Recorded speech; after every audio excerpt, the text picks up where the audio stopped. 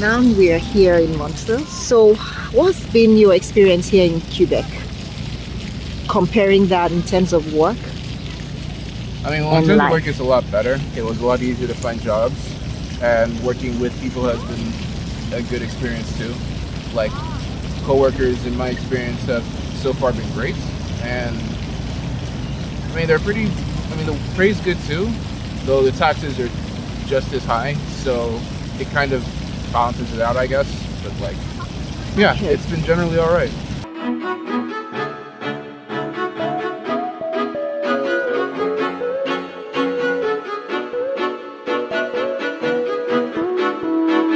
And thank you so much for coming back to watch my video. I'm so grateful. And have you subscribed? Please consider subscribing. Don't leave today without subscribing. Yes, on this vlog, I am going to share with you how I was able to sponsor my son to school in Canada, working just as an ordinary civil servant and from Nigeria. I couldn't resist. Hi, Jed. So what's up? Oh, yeah, my dear son. Today, we're just doing the interview we talked about, right? How do you feel about it? I'm all right. Okay. So, I just wanted to feature you on my vlog. I mean, with your permission, right? And I wanted to talk about how I was able to send you to school here in Canada, you know, as a civil servant and working as a not rich a person, and how we were able to do so without sponsors and nobly as well. So I want to first start with the fact that you are a US citizen and you chose Canada. Why did you choose Canada? Well, during the time we were looking for schools, like I was still in Nigeria with you, and we were mainly watching CNN, and then there'd always be news about like a shooting here, police killing there, and it's just like, okay, maybe I should study somewhere with less chaos. And then I didn't really hear much going on in Canada, so I was like, okay, maybe Canada's the way to go. Besides, I know some people here anyway. So that's how I ended up in Canada. Oh, great. I know people are going to be wondering, okay, I'm interviewing you, where am I? So can you just hold this and so you can feature me sure. as well on this? Hi, so this is Jed's mom and my name is Amina Ime. Ime Amina is my channel and you're most likely going to be watching this from there. And yeah, we are in Canada right now. I came on a visit to see my son, and we're in the province of Quebec, and that's where we're making this recording from. So I hope you enjoy our vlog today. And thank you so much for tuning in, and for those who keep watching my videos. There are a few people who I know watch my videos each time I upload something. I don't know who you are. Would you mind just letting me know who you are? Just so I can appreciate you. I really do appreciate you. Thank you so much for supporting me, for always being there to see what I'm up to. And I hope you love me. I love you, and I would like to know who you are. So thank you so much. And for my new subscribers, please, you're welcome, and let me know where you're watching from. And I love you too, and thank you so much for tuning in to watch my video. Yeah, God bless you. So I want to continue with the interview. And this place is one of my favorite places to be at, right? What's it called? Square Victoria, something like that. Exactly, and it just has memories for me because this was one of the first places we took pictures when I finally met up with you here in Canada. I was all before now hoping that it would be Newfoundland. I watched a lot of Newfoundland videos, and just because you were there, you're schooling there, and it just never happened. Now we're in Quebec, I love it, and you love Newfoundland still. Can you tell us about this? Why do you like Newfoundland so much? Hmm. Well, I mainly like it for the people. I mean, it's a quiet place. The people there are fun, especially the university students there, since I had like a lot of friends from college. And yeah, generally it's just like a nice, chill place to be. At least in the part of Newfoundland where I was, which was Corner Brook. My major problem with Corner Brook as a place, and not just Newfoundland in general, was just like it's hard to get around because like there's like a lot of hills and they're very steep. So walking around can be very exhausting. Riding a bike can be faster but even more exhausting on the way back. I mean, depending if you're going downhill or uphill. And then there aren't really like Cold. buses going around town. So Oh, that's true. That's another thing. And there were these times that you would have to go to the store, go get something in the cold. I used to be so scared. I'm like, oh my God, I don't want my son to die in the cold.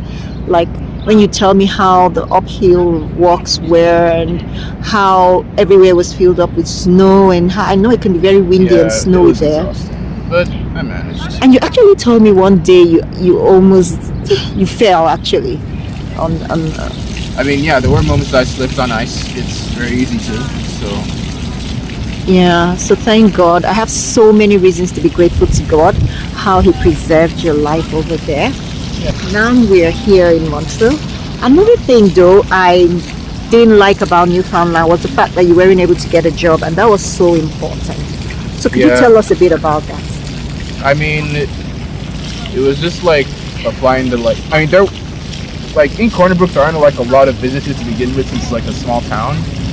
And on top of that, it was during a season where they like weren't really hiring all that much, or they just didn't like hiring in general. So it was just like, yeah, finding a job was just about impossible. Or maybe hiring students who would have to work just 20 hours and Exactly. not have regular schedules and all that. Yeah, and they're mainly Perhaps. looking for like full-time people to work. So Okay, I think that was probably the main reason. yeah, that was probably. So, what's been your experience here in Quebec? Comparing that in terms of work? I mean, well, in And terms life. of work, it's a lot better. It was a lot easier to find jobs, and working with people has been a good experience too. Like, coworkers, in my experience, have so far been great, and I mean, they're pretty. I mean, the pay's good too, though the taxes are just as high, so it kind of balances it out, I guess. But like, yeah, Okay. it's been generally all right. So you think the employers here have very good work ethics, and the way they treat the employees are great? Yeah, for the most part, yeah. Okay. So you would say that it's better than what you experienced in Newfoundland? Much better, much better. Okay. So you highly recommend then the province? Okay. So we thank God because by God's own divine intervention, we found ourselves in Quebec. You know, I was actually looking for a cheap ticket since I knew you were not in Newfoundland at the time. And I wanted somewhere closer to, so that you could just take the bus from the US because you were already in the US when I was coming to see you. And Quebec was the place. So it turns out that it just worked out so perfectly. I met someone in Dubai when I went on a vacation, and the person was also on a vacation with his daughter, and I was on a vacation with my friend. I needed that vacation. Stressed out civil servant, single mom, missing her son, haven't seen her son for 2 years, and was just really having it coping with all the challenges in my life at the time.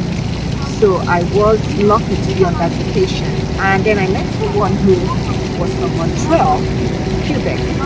So at the time, for me, Quebec was just Quebec, and when I found Quebec City buying my ticket, because that was for me the sign that, oh, I should come to Quebec, and then I knew it was close, you could take a ride from the US down here, so I decided to buy my ticket to Quebec, not knowing that I needed to buy my ticket to Montreal.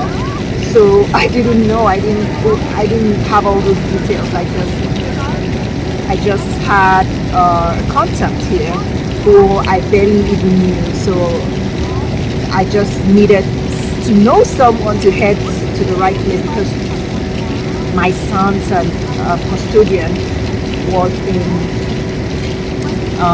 Nova Scotia. Nova Scotia is not close to the US, so it wasn't somewhere you could just take a ride easily and get here and get to Quebec and then we can meet up. So that was it. That was how we ended up in the province of Quebec. And I was always thinking about the job situation my son just spoke about because as a struggling woman, a single mom, having to pay all the bills. At the time, my son had never worked really since he started schooling here. This was already 2 years old. I needed him to work, and we had been struggling with the idea that he couldn't find work. So it was always on my mind. And fortunately, when I got to Quebec, and I had to pick a ride to come to Montreal because the person I knew said I went to the wrong airport. I needed to have bought my ticket to Montreal. I was like, oh, I didn't know that. I just got Quebec. So Quebec made sense to be like the capital. So I was pretty much just planning my life as a single woman, making most of my decisions myself.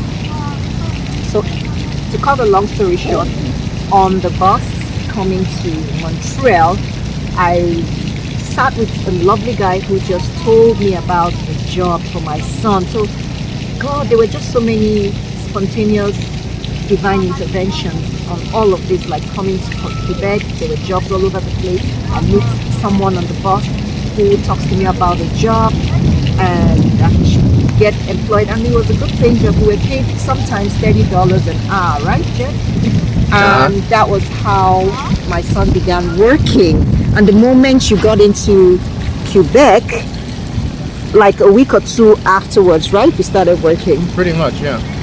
And for me, that was amazing, right? And you love the pay too. And we realized from then on that the work-life balance was really great here. You don't have to work all the days of the week, you know, and you had a technician job, and that was a good first experience. And the people were your bosses were pretty mature and they paid, and you just do all the paperwork immediately and everything is working really good, right? And can you tell us about the job itself? How was it, the first job? Like the first job with Beyonce? Yes. Oh, that was pretty fun because basically I was a stage technician.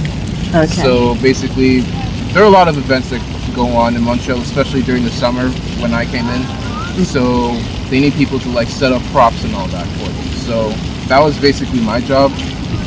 Basically setting up the props before the event, taking them apart after, basic stuff like that. So my first job was actually fun. It was actually like at an anime convention, and I'm a big anime buff myself. So it was fun to be there. And even though I was still like working, we were still able to like associate with some people that were there. Like we met lots of people in costumes.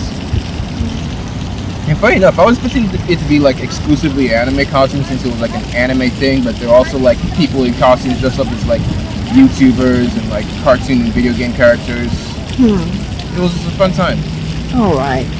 That sounds really fun. I feel like that's also another divine intervention there because you like anime, your first job, it was like very heartwarming for you, right? So I have so many reasons to be grateful to God for a lot of things that have happened for us here. So Quebec for me now has a very good place in my heart because even from the welcoming, the immigration at the airport, they were really nice. They were very they had listening ears. They were very kind, and I was able to even just discuss that I was here to see my son because they would ask you questions, and I would love to spend as much time with him because it's been a long time, and he really needs me to be there, and I want to. Guys, I really needed to heal.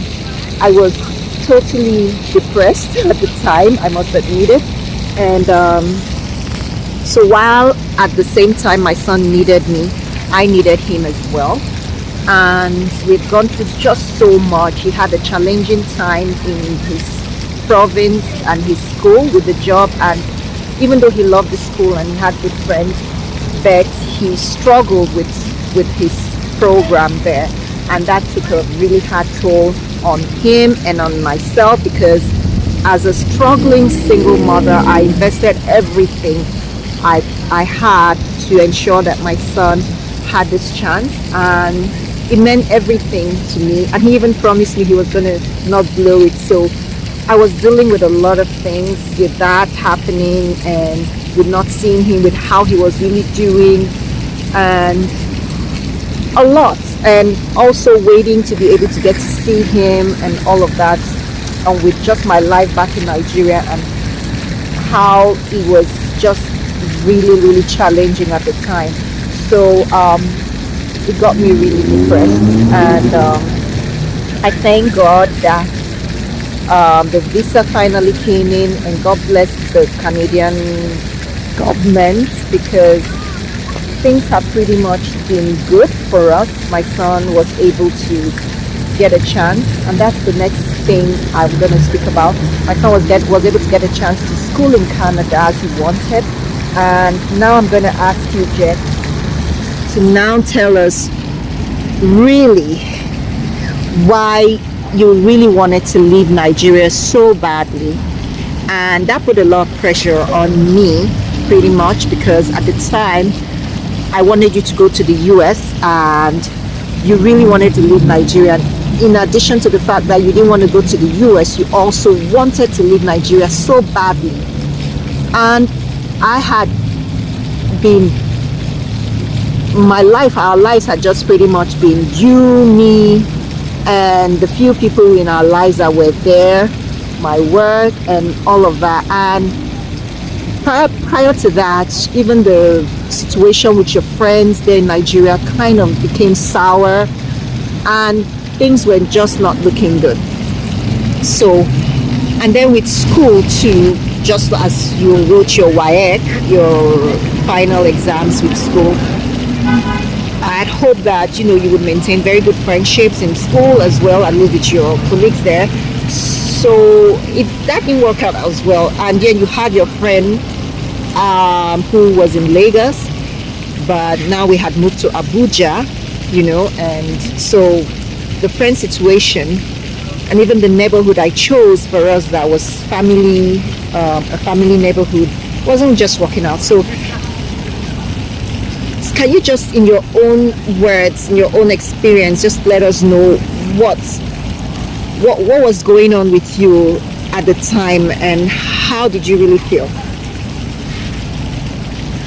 Well, to put it simply, yeah, Nigeria is an absolutely disgusting place, and barely any sane person would willingly want to stay there. Why would you say that? I mean, when you have a country where corruption is the norm, like down to like a personal level outside of politics, to where even politicians are so bold to just openly rig elections, and like even go so far as to like hire like armed goons to like make sure people vote for them, or else there's going to be consequences. You know that a country is terrible. And even the friend situation you mentioned, I'm not sure whether to start with like the one in the neighborhood or the ones from school. You can pick whichever. Okay, I'll start with the ones from the neighborhood because it was a little bit simpler. Because, I mean, even though on the outside they were friends, I didn't realize whether or not they were good friends. Because, like, there was a situation where with my Rottweiler, Miles, us in the neighborhood, we have this little game whereby if you have like a partially deflated ball or something, we would like pass it around to like keep it away from him. And he loves the game. We all love the game. It's something we've been doing for like months. Okay. And then these guys are also playing with their ball while I was out on the walk with Miles. They passed the ball to him. I mean, it is also like partially deflated, so of course he's going to be able to like catch it. So it's not like it's something they didn't want to do. Keep in mind, I was walking, minding my own business. They passed it to him intentionally, and then it ended up getting deflated a little more because Rottweilers, sharp teeth. You know how it happens. And then they start trying to press me, saying that I got to replace the ball, but meanwhile, that was on them for like passing him the ball in the first place. So then that eventually ended in just like things getting heated, and I was just like, okay, you know what, y'all on your own. So that's how I ended up not talking to them. Like the rest of the friends I made from the neighborhood were all fine. It was just like these specific ones. And then there's the ones from school where we were friends, yes, but like they also had like their own weird personalities to an extent.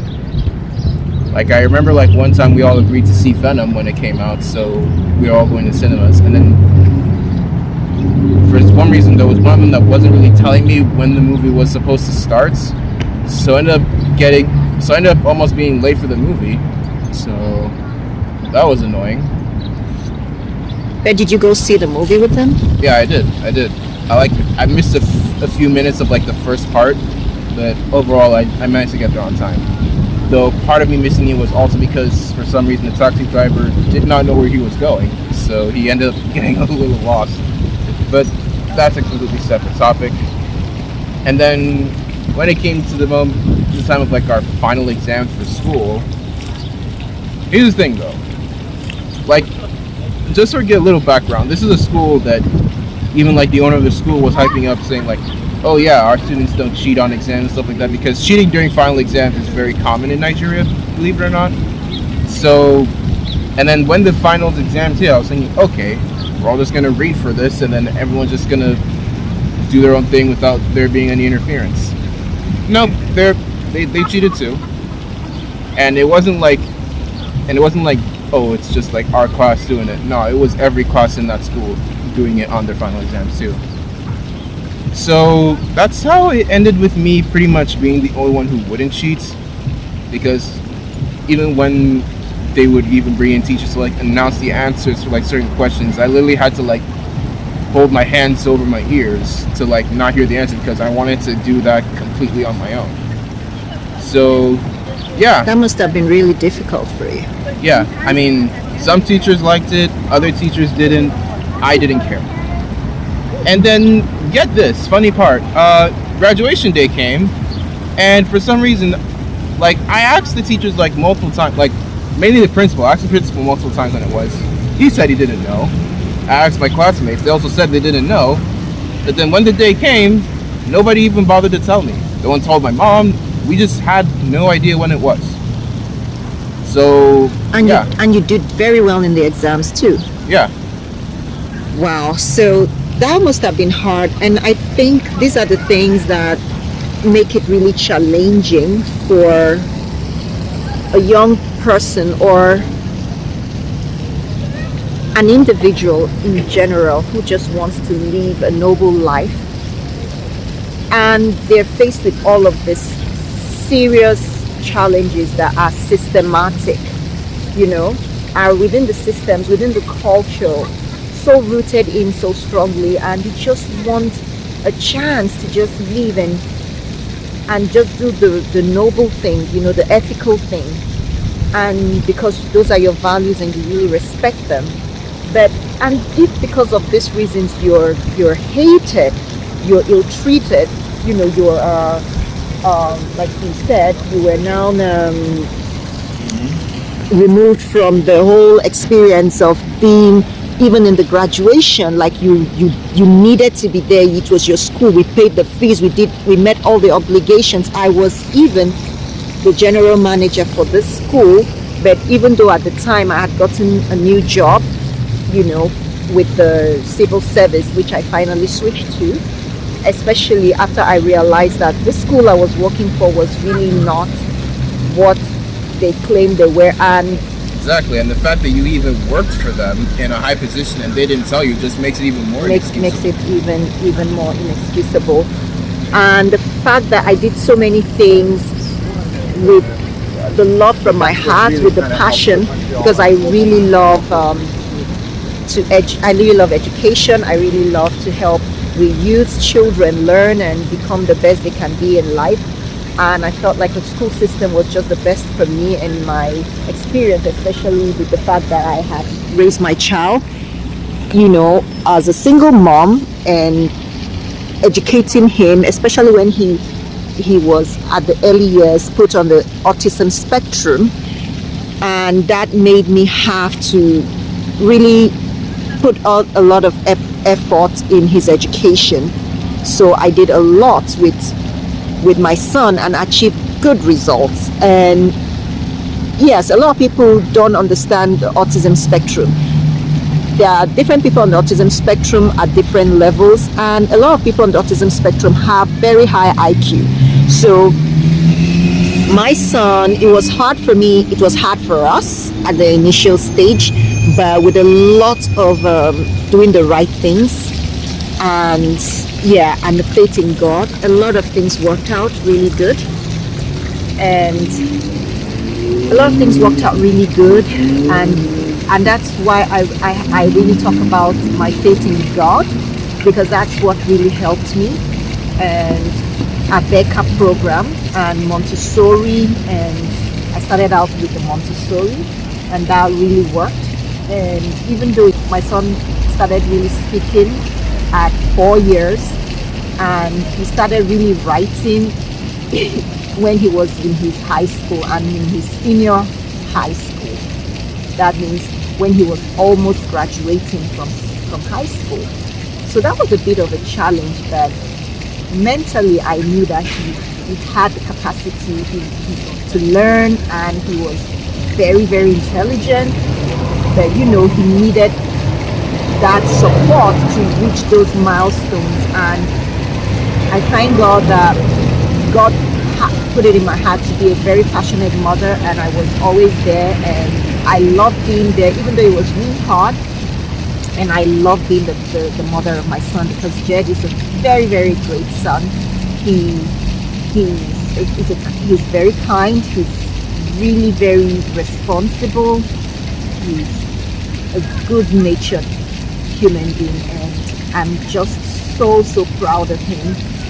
And even though at the end of the day, I suspected that when he would go to school in Newfoundland, that would be a challenge, but he really wanted to go. I couldn't leave my work and follow him.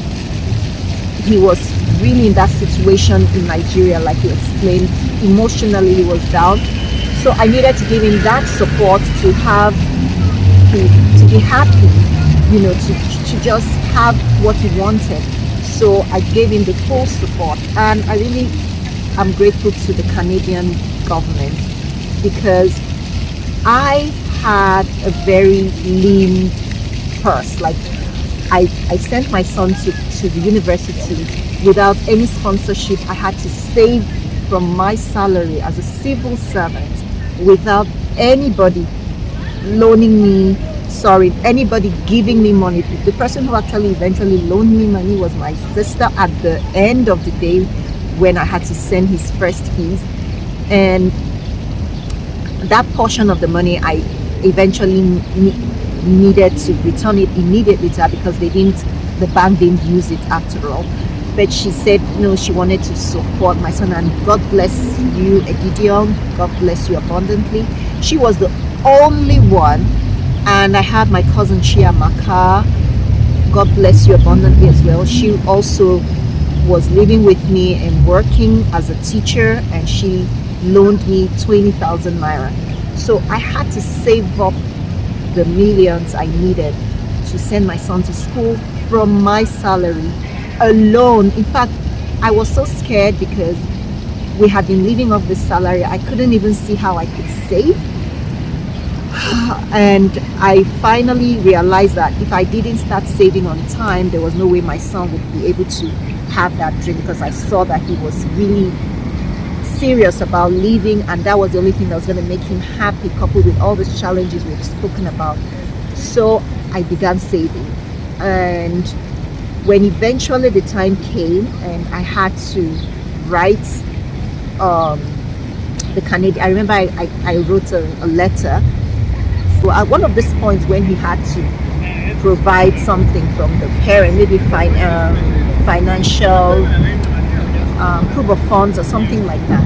Yes. So the government, I just wrote my situation, like I don't earn so much, I know I don't earn so much, but we have been managing, and I think that was how my letter sounded.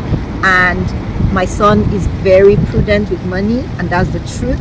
And he really wants this opportunity, even though he's a US citizen. He really wants the school in Canada, and he chose Memorial University, and I'm willing to give him all the support and all of that. And they just made his experience very easy, and I am so grateful.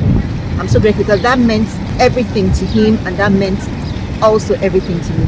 I'm sure most other parents can relate to this. So that worked out, and I'm totally grateful. I'm so grateful to God because we prayed about this all the time, and God made it come to pass. So, and it came to pass. So I'm so grateful. And here we are, even though we had challenges in the same process, getting through with the school program. We are working it out. I finally got my visa to come see him because he had to apply, asking the government that he needs his mother. He explained his situation, and they gave me that visa to come over, and I'm so grateful because my visa was issued, so I think I was specially considered, and I thank God for that. And here we are. So I just needed to make this video and to tell you. In fact, the topic I wrote was how I was able to send my son to university in Canada as a single mom on a civil service salary, nobly, without any sponsors.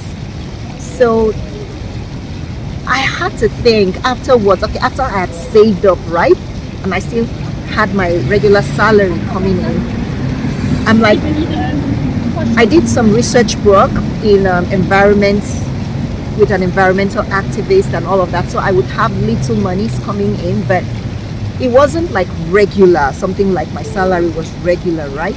So at this point, when my son now started school, I had to think like, okay, how am I going to come up with this savings every quarter of the year? Or yeah, that's it, right? Or every like 3 times a year. So 2 times actually. Or 2 times a year, pretty much. So we had to think, like, we really had to think. And that's what people didn't understand. I didn't have money to throw around. I didn't have money. I felt like I really didn't have money. I was really working on a lean budget. So we thought of how we would invest. So my son would have to, even when I send him money, he would have to send it back to me most of the time, and we were able to grow that money by that, because in Nigeria there is a gap between the parallel market and the bank rates. So this was how we were able to manage to multiply the resources that we had to be able to meet up his needs. So those of you who understand the situation in Nigeria will understand what I mean.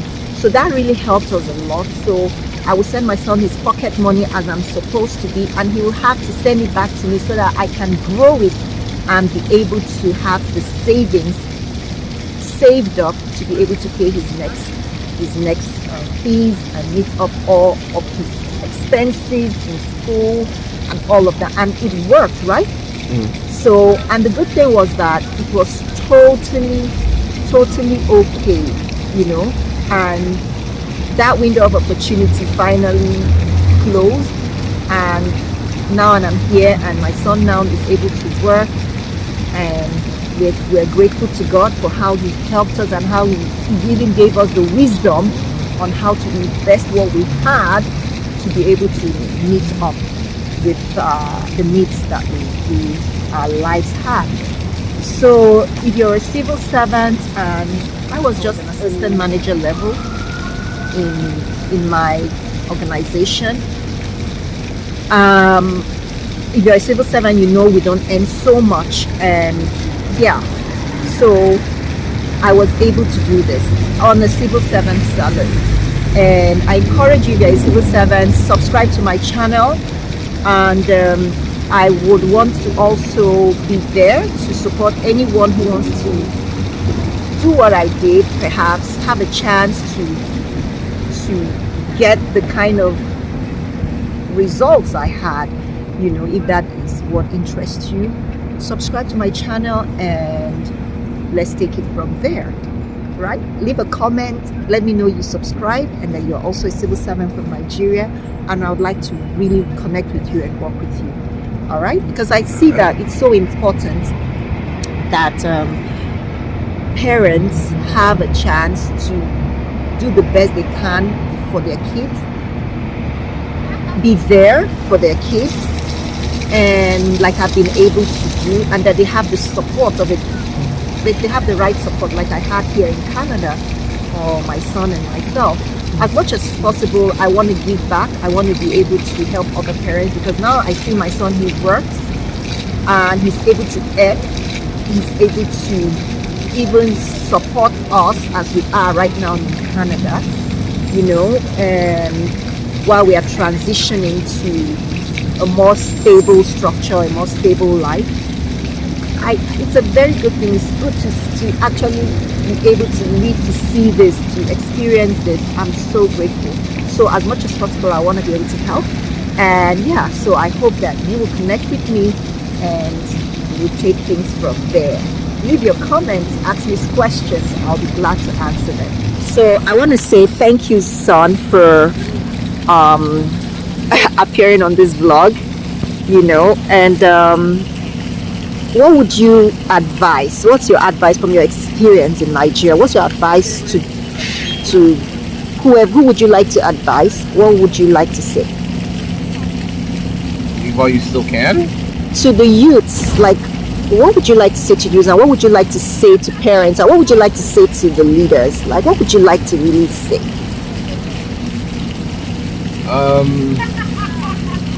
Well, I guess it's like a general advice for Nigeria. It's just like, don't expect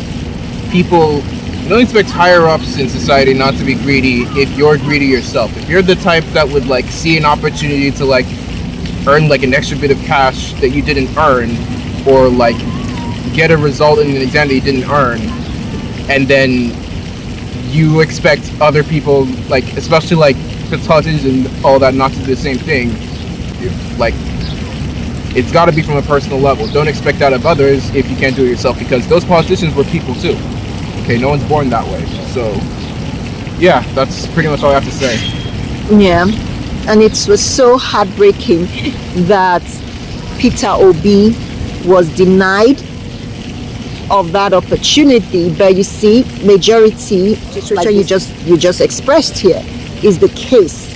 So me to wonder why that was possible, Yeah. you know, to happen. I mean, I was hopeful, but at the same time, I knew it was not going to happen. Like that's how hopeless Nigeria seems, in my opinion. Like, I know there's hope if people wake up, assuming they wake up. I mean, Peter Obi, like having so much success is proof of that, but it wasn't enough, because Nigeria still has a long way to go. And if they do reach that point where they're finally able to get their shit together, then I would happily root for them to see that happen. But like, until then, I'm just gonna keep my distance. Wow, and it's sad to hear that, because when I try to explain to people, or to even understand why I was depressed, this is it. I have a son, I'm my only son. I've been through so much just trying to raise him, and he gets a chance to leave, which I had to support him to do that. And I became afraid that I wasn't even going to see my son again, and for situations that I didn't create. I just felt like I was having a bad luck experience, and I needed the help of God to just get out of it. I was so depressed. I lost my will to actually go on. I was shutting down. My body kind of started shutting down, and I just had to cry out to God, like, Lord, please, I need to see my son. I need this whole experience to really be over. Like, it was a deep call from my soul, from my heart to God. And it happened, and now we're trying to just build our lives again from where we are, and try to get it right, and find that support that we need to actually build a proper experience, a proper life, a proper living, wholesome experience, if that makes any sense, right? Because it was a huge struggle, to just say the least. I've been looking for a very easy way to just say this, but some of you who know me on a personal level can understand. But those who don't may never understand. I remember when I was on the vacation with my friends, and when it was time for me to leave for Canada, I wept so badly, because in as much as I wanted to go see my son, I didn't know what Canada was going to be like. I didn't know. There were so many uncertainties for me, and with my work, where I had to leave my job and where I wasn't doing well myself, I could feel myself breaking down, and it was just a lot. I wept so badly. I felt so sorry for myself and so sorry for my son, and I was just hanging, like I was hanging on a thread. And I just can't tell you how grateful I am for the healing. I have another channel, The Sweet Cross, where I spoke a lot about my healing from soul wounds, from these wounds, this state. And I just spoke about the healing. I didn't really speak about what caused it and all of that. It's just a whole life experience, and it was an accumulation of all of that, and I'm just so grateful. So I'm grateful to God, and may God continue to show us his mercies, and I am going to definitely be available for anyone who wants to live a wholesome, noble life. That's it. I feel that is the best way to live, and I will be so glad to give my 100% support. So thank you so much for watching, and God bless you until I come your way again. This is bye-bye from Jed and I. Alright, see ya. See ya. Don't forget to Like and subscribe. thank you. Bye-bye. We love you. Alright.